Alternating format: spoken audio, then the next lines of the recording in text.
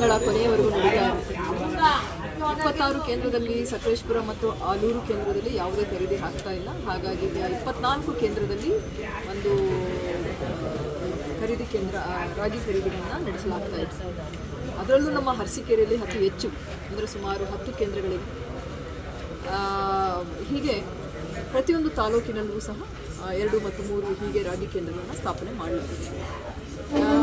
ನಾವು ಇವತ್ತು APMC ಹಾಸನ ತಾಲೂಕಿನಲ್ಲಿ ನಾವು ಪರಿಶೀಲನೆ ಮಾಡಿದಾಗ ನಮಗೆ ಕೆಲವೆಲ್ಲ ದೂರುಗಳಿವೆ. ಅಂದರೆ ಈ ರಾಗಿಯನ್ನು ಸ್ವಚ್ಛಗೊಳಿಸುವಾಗ ವೇಸ್ಟೇಜು ಜಾಸ್ತಿ ಆಗ್ತದೆ, ಮತ್ತು ರಾಗಿಯನ್ನು ಮೂಟೆಗಳನ್ನು ಎತ್ತು ಬರುವಾಗ ಅಮಾನಿಗಳಿಂದ ಹೆಚ್ಚಿನ ದರವನ್ನು ರೈತರಿಗೆ ಕೇಳ್ತಾ ಇರ್ತಾರೆ, ಮತ್ತು ತುಂಬ ಹೊತ್ತು ಕಾಯ್ತಾ ಕೂಡಬೇಕಾಗುತ್ತೆ ರೈತರು. ಹೀಗೆ ಅನೇಕ ವಿಷಯಗಳು ಇತ್ತು. ಸೊ ಈ ಎಲ್ಲ ಗೊಂದಲಗಳಿಗೆ ಈಗ ನಾವು ಒಂದು ಸಭೆಯನ್ನು ಮಾಡಿ ಎಲ್ಲ ಅಧಿಕಾರಿಗಳಿಗೆ ಕಟ್ಟುನಿಟ್ಟಾಗಿ ಹೇಳಿದ್ದೇವೆ. ಅದರಲ್ಲೂ ಮುಖ್ಯವಾಗಿ ತಾಲೂಕು ಮಟ್ಟದಲ್ಲಿ ತಹಸೀಲ್ದಾರರ ಅಧ್ಯಕ್ಷತೆಯಲ್ಲಿ ಒಂದು ಸಮಿತಿಯನ್ನು ರಚನೆ ಮಾಡಿದ್ದೇವೆ.